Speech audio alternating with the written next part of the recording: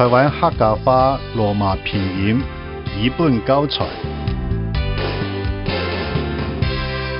本书是纪念编写客家白话诗教科书，并热心推行的前辈方广成牧师。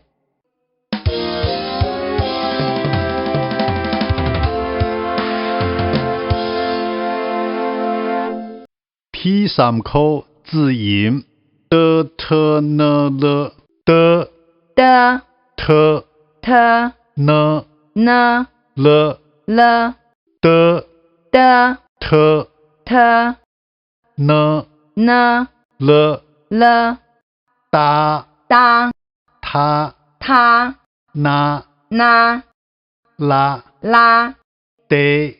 得te te ne ne le le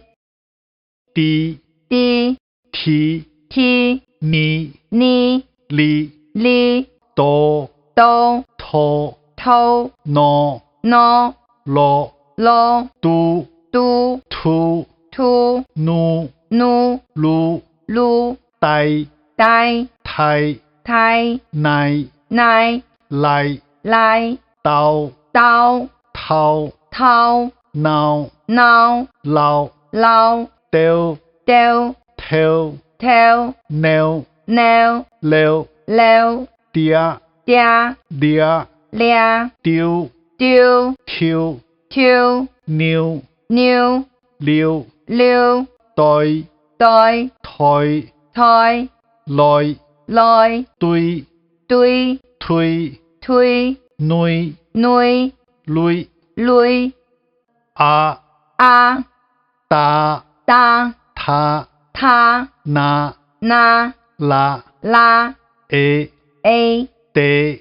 te the te ne ne le le i i ti ti thi ti ni ni li li o o to to tho to no no lo lo u u tu tu thu tu nu nu lu lu ai ai tai tai thai tai nai nai lai lai ao ao tao tao thao thao nào nào lao lao